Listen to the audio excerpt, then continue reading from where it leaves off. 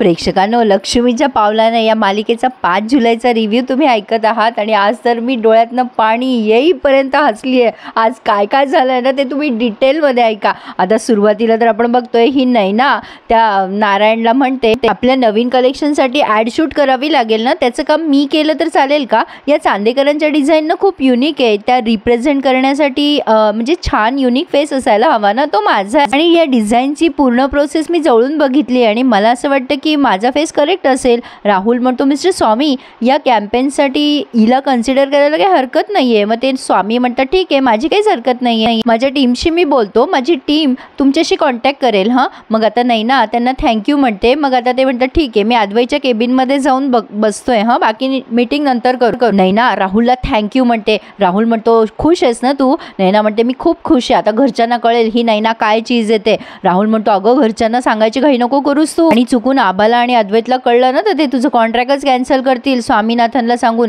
आणि तुझ्या बहिणीला तर अजिबात सांगू नको, सगळ्यात पहिला खोडा तीच टाकेल. लगेच नैना म्हणते बरोबर बोलतोयस रे तू, रातल्या गाठीची बाई आहे ती. आता पुन्हा ही त्या राहुलला मिठी मारते. हे काही झाल्यावर मिठ्या का मारतात तेच कळत नाही मला. असो, तर आता इकडे ह्या खरेबाई जेवढं खावणं आटपून आवरत असतात तेव्हा त्यांना असं वाटतं काजू झोपली की काय बघावं, तर खरंच काजू झोपलेली असते आणि एवढी ढाराढूर झोपली आहे की विचारूच नका. आता खरेबाई तिला अशी शांत झोपलेली बघून त्यांना खूप छान वाटतं की आपली काजू शांत झोपली आहे. त्यांना असं वाटत असतं मोबाईल घेऊन बसली असेल. आता हे म्हणतात अरे झोपली वाटतं, म्हणजे तिचे वडील आणि हे दोघं आई वडील मिळून तिच्या अंगावर अंथरूण पांघरून टाकतात. पण आता प्रेक्षकांनो इथून पुढे हसणंच हसणं आहे. आता कला अद्वैतला अशी बघते मोठे डोळे करून आणि म्हणते काय रे का बरं असं बसलायस? अद्वैत म्हणतो बसलोय असाच. मग कला म्हणते हो बाबा तुझा बेड आहे, तू काही करशील. असं वाक्य तुझे बोलवायचे म्हणजे कष्ट वाचवले रे मी, झोपा आता. अद्वैत म्हणतो तू झोप, मला झोप येत नाहीये. कला म्हणते ए नाही चांदेकर तू पण झोप आणि दिवे घालव,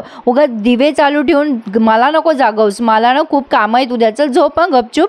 अद्वैत म्हणतो अरे यार सांगितलं ना मी मला झोप येत नाहीये, तुला झोपायचं तर झोप ना गपचूप. कला विचार करते हा घोरतो म्हणून झोपायला घाबरतोय की काय, आणि कलाचा अंदाज अगदी बरोबर असतो. कला आता त्याला विचारते काय रे चांदेकर तू घाबरतोयस का झोपायला? अद्वैत म्हणतो ए असं काही नाही आहे, मी कोण आहे माहिती आहे ना तुला, मी अद्वैत चांदेकर आहे.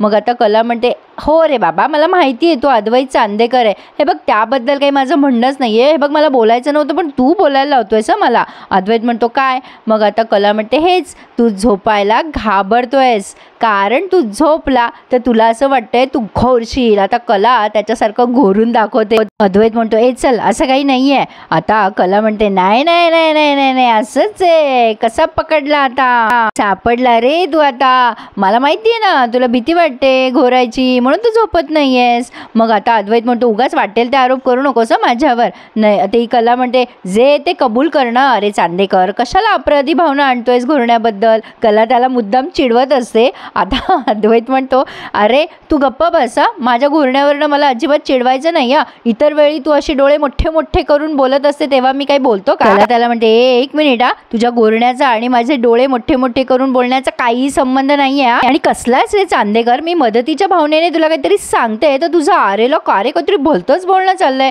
जाऊ दे बाबा मी कशाला बोलतेय तुला, हे बघ मी बोलते ना त्याआधी ऐक. हे बघ चांदेकर तू काल घोरलास ना याचा अर्थ तू आजही घोरशील. अरे बाबा तू झोपलास नाहीस तर कसं कळणार आपल्याला तू घोरतोयस की नाही ते. हे बघ तुला म्हणून सांगते की निवांत झोप, तू लागलाच घोरायला तर मी उठवेल ना तुला. आता अद्वैत खूप केविलवाण्या पण बोलतोय, खरंच तू मला उठवशील ना? आता कला म्हणते हो बाबा उठवेल मी. आता पुन्हा विचारतो तो तिला खरंच उठवशील ना? कला म्हणते अरे बाबा तू झोपशील तर उठवेल ना तुला, झोप गपचूप. पण आता याने तिला हैराण करून सोडलंय. नेटका कलाचा डोळा लागतो पण हा पठ्ठ्या पुन्हा उठून बसतो आणि विचार करतो अरे देवा ही तर झोपलेली आहे, आता मला कसं कळणार मी घोरलो की नाही म्हणून. आता तो त्या बेडरूममध्ये काहीतरी त्यांचं ते कुंडी आहे ना त्यातून एक लंबी काडी आणतो बांबूची प्लास्टिकची आणि हिला टोचत असतो. हा डोक्यावर पडलाय का? असं काडी टोचून कोणी उठवतं का रात्री झोपेत? हा तिला उठवतो आणि म्हणतो खरे उठ ना.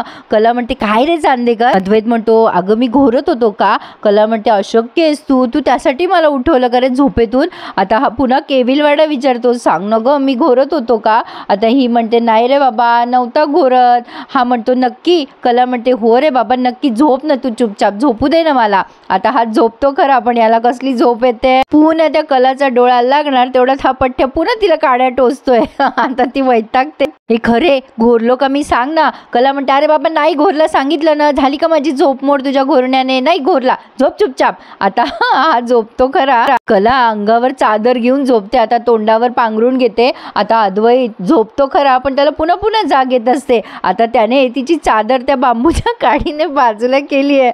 आता मात्र कला संतापते आणि म्हणते चांदेकर आता अति करतोयस तू. हा पुन्हा विचारतो घोरत होतो का ग मी. आता ही हात जोडते आणि म्हणते, आणि अद्वैतला म्हणते अरे बाबा नव्हता घोरत रे तू, अरे कुठून मला दुर्बुद्धी झाली आणि मी तुला सांगितलं घोरतोस म्हणून, तू आता घोरतो का करून मला झोपू नाही देते तू. आता अद्वैत म्हणतो पण खरं सांग ना घोरत होतो का मी. आता कला म्हणते नाही मी घोरत होते, माझी चूक आहे ना, मी सांगितलं तुला, हे झोप बाबा आता. आता हा अद्वैत तिला म्हणतो गुड नाईट. आता कला म्हणते काय उरलंय या नाईट मध्ये गुड. आता अद्वैत म्हणतो अगं ही मिड नाईट राहिली आहे ना, झोप तू झोप आता, पण तू सांग मला मी घोरलो तर.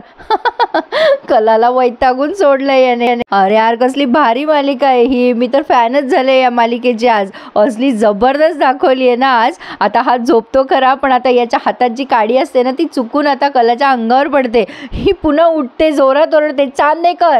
आता हा म्हणतो अरे मी घोरलो का. कला म्हणते नाही घोरलास. अरे बाबा ही काठी पाडलीस तू माझ्या अंगावर, ही मला वाटलं तू उठवतोयस मला. आता अद्वैत म्हणतो पण मी घोरलो नाही ना. कला म्हणते झोप ना चुपचाप. अद्वैतने ठरवलंच आहे आज कलाला चांगलंच पेडायचं. आता तो विचार करतो हिला कसं उठू, हिला उठवलं तर ही पुन्हा गुरगुरणार, आता कसं कळेल मला मी घोरलो की नाही ते. आता यानं पुन्हा त्या काडीची पानं तिच्या कानात घातली. आता मात्र कला त्या बांबू हातात घेते आणि म्हणते चांदेकर झोपतो का नाही, झोप गपचूप. आता तो घाबरतो तिला. कला म्हणते झोप म्हणलं ना चुपचाप. आता मात्र हा चुपचाप झोपतो पण जोरात ओरडतो मारू नको ग मला. प्रेक्षकांनो आज हसून हसून वेडे व्हाल तुम्ही बघताना. तर फायनली कला आता झोपली आहे आणि अद्वैत पण झोपलाय. आता पहाटे पहाटे कलाला पुन्हा जांभळ्या येत असतात, बिचारीची 2 दिवसापासून झोप झालेली नाहीये. अद्वैत विचार करतो रे खरेची पण झोप झालेली दिसत नाहीये, पण आता याला पण जांभळ्या येत असतात. आता हा विचार करतोय म्हणजे मी काल रात्री खरंच घोरलो की काय पुन्हा, पण आता कसं कळेल मला खरं कसं घडलंय काय घडलंय, विचारू का हिला. आता ही तिचे केस पुसत असते टॉवेलने. हा तिच्या जवळ जातो मागे, हा पठ्ठ्या तिच्या जवळ जातोय तिच्याशी बोलायला. आता ही केस झटकत असते, आता हिला काय माहिती तो मागे उभा आहे. आता ही केस अशी मागे वळते तेव्हा रपकन त्याच्या गालावर केस लागतात कलाचे. कला म्हणते तू काय करतोयस माझ्या मागे. अद्वैत म्हणतो मी काय तुझ्या मागे मागे करत नाही, मी तुझ्यापेक्षा 2 पावलं पुढे. कला म्हणते अरे बाबा तू माझ्यापेक्षा 2 काय 10 पावलं पुढे राहा. अरे बाबा आत्ता माझ्या मागे काय करत होतास ते विचारते मी तुला. अद्वैत म्हणतो मी माझं काम करतोय, मी कशाला तुझ्या मागे उभं राहू, मला काय माहिती तू मागे वळणार आणि मला केस मारणार, माझ्या तोंडात गेले केस तुझे. कला म्हणते बरं ठीक आहे बाबा गेले असतील तोंडात, एवढा काय इश्यू करतोय त्याचा. अद्वैत म्हणतो अरे असं कसं, मला काळजी घ्यावी लागेल ना, आज केस मारलेस मला, उद्या केसानं गळा कापशील माझा, काय सांगावं तुझं. कला म्हणते नाही रे बाबा नाही कापणार मी तुझा गळा, काय काम आहे ते सांग तुझं. आता चांदेकर म्हणतो काय कसलं काम. कला म्हणते चांदेकर तुला एवढी तर मी ओळखते आता, उगाच तू काही मागे मागे करणार नाही माझ्या, काहीतरी काम आहे बोल पटकन, माझाही वेळ वाचेल आणि तुझाही वेळ वाचेल, नाही आहे का काही काम. आता हा त्याचाच विचारत असतो. ही चुटकी वाजवते त्याच्या समोर आणि म्हणते अय बाबा बोल ना काय काम आहे. अद्वैत म्हणतो मला काही बोलायचंच नाहीये. कला म्हणते नक्की ना. अद्वैत म्हणतो हो 100%. आता कला तिचा तो टॉवेल वाळत घालते आणि खाली जात असते. अद्वैत मनात विचार करतोय अरे यार ही खाली चालली आहे, आता हिला विचारू का, शेट मग अशी एवढी बडबड करत होती तेव्हाच विचारून टाकायला पाहिजे होतं. आता ही बाई परत पुन्हा खाली गेल्यावर इशू करेल, तर मी हिला स्वतःहून कसं काय थांबू. खरे एक खरे पलट, ए खरे पलट असा हा मनात बोलत असतो बरं का. आणि कला एकदम पलट आणि कला एकदम अशी पलटून बघते त्याच्याकडे. आता हा एवढा खुश होतो आणि म्हणतो काय काय झालं तुला.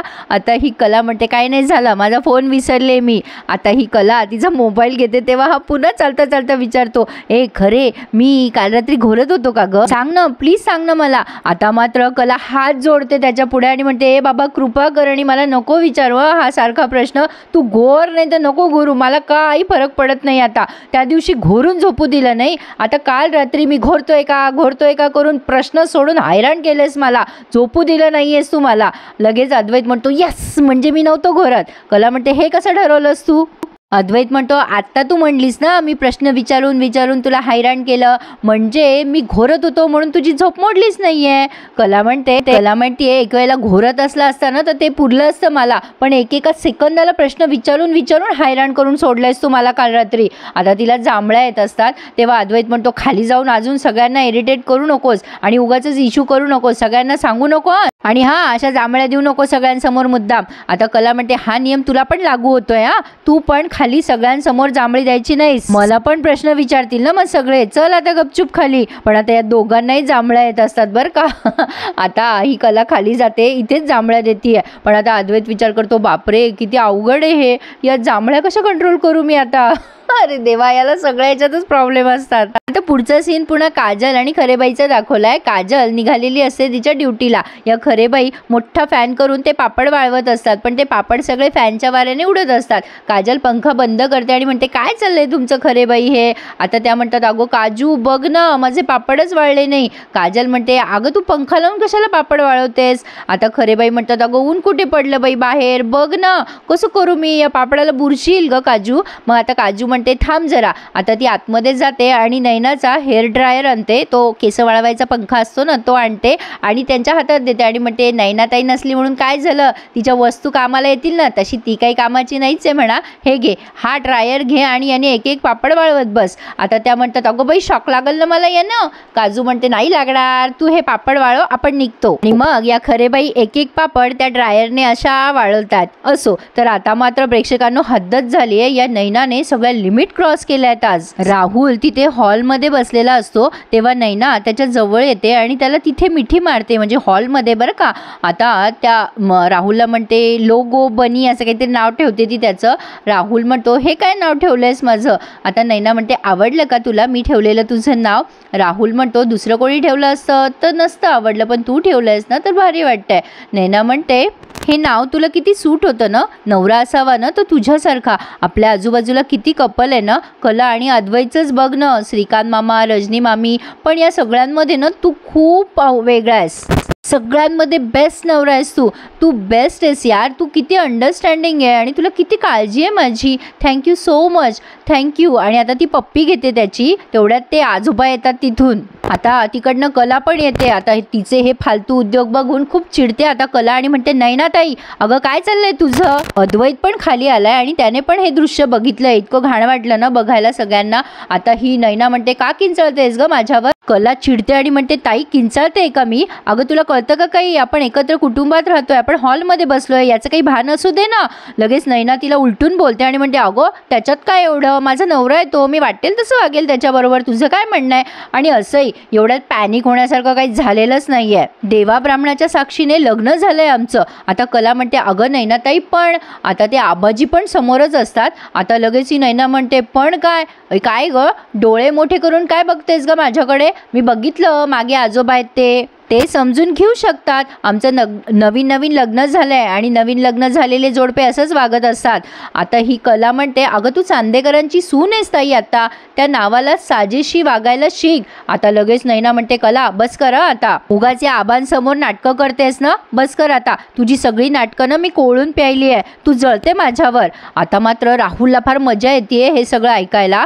आता कला म्हणते, ताई मी का जळू तुझ्यावर, अगं प्रत्येक वेळेला मी दुर्लक्ष करते तुझ्या चुकांकडे, याचा अर्थ असा नाही की मी तुला प्रत्येक वेळेला माफ करेल, जरा विचार करून शिक काय वागते काय, अगं थोडासा ताळतंत्र ठेव जरा. आता लगेच नैना म्हणते, मी जे काय वागते ना ते माझ्या नवऱ्यासोबत वागते. आता जरा वेळ विचार करते आणि म्हणते, अरे हो सॉरी माझ्या लक्षातच नाही आलं, माझ्या नाही ग लक्षात आलं, मी विसरले, तुझ्या आणि अद्वैत मध्ये नवरा बायकोचं नातं नाहीच आहे ना. आता कला चिडते आणि म्हणते, ताई काय बोलतेस तू हे. नैना म्हणते, अगो हो ना, अद्वैतने तुला बायको म्हणून स्वीकारलंच नाही ना अजून, खरंच ग मी विसरलेच ग कला. कलाला आता फार वाईट वाटतं नैना अशी बोलल्यावर. आता अद्वैत पण तिच्याकडे बघतोय.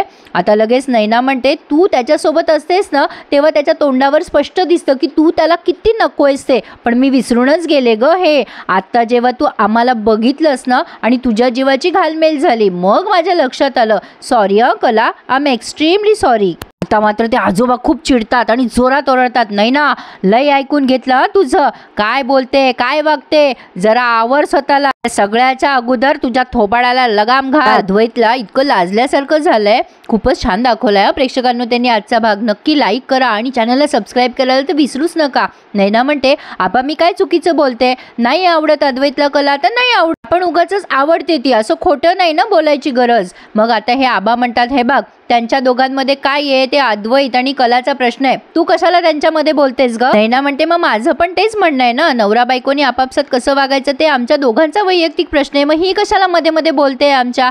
मग आता आबा म्हणतात अगं ती तुला सांगायली आहे, तुम्ही दोघं जिथे राहता ना तिथे बाकीचे लोक पण राहतात. एकत्र कुटुंबामध्ये वागण्या बोलण्यावर जरा मर्यादा असतात. काय रे राहुल तुला कळत नाही का, समजीव तुझ्या बायकोला कसं राहतात एकत्र कुटुंबात. कला म्हणते जाऊ द्या ना आबा, कशाला तुम्ही मनाला लावून घेताय. पण प्रेक्षकांनो इथे हा भाग आज त्यांनी संपवलाय, पण पुढे मात्र जबरदस्त दाखवलाय अजून. ही नैना कम्प्लिटली डोक्यावर पडलेली आहे. तिने काय केलंय, तिचा अपमान झाला ना म्हणून तिने ठरवलंय की कलाचा बदला घ्यायचा. आता कला बिचारी भाकरी करत असते तेव्हा ही काय करते, मुद्दाम कलाच्या हातावरती पाणी टाकते आणि तो तिचा हात असा बाजूला सरकतो त्याच्यामुळे, आणि नेमका तव्यावर पडतो आणि पूर्ण हात भाजतो बिचाऱ्या कलाचा. कला आता रडत असते आणि बेडरूम मध्ये जाते. आता अद्वैतला फार कसं तरी होतं. तो म्हणतो थांब मी तुला मलम लावून देतो. कला म्हणते नको रे बाबा राहू दे, लावेल मी.